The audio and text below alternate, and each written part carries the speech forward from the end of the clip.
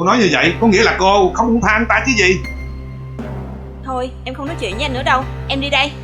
Đứng lại.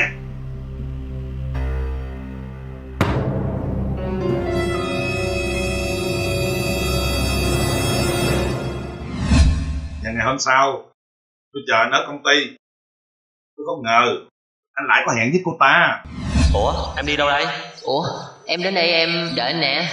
Đợi anh làm gì? Em đợi em về với anh. Thôi em về trước đi, anh có hẹn rồi. Anh. Thôi mình đi.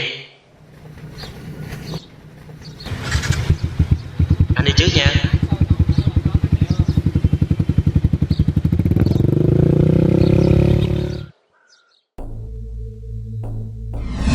Cô ta không những xem như là không có chuyện gì, mà còn vui vẻ hơn khi đi với anh, như đang thích thích tôi vậy.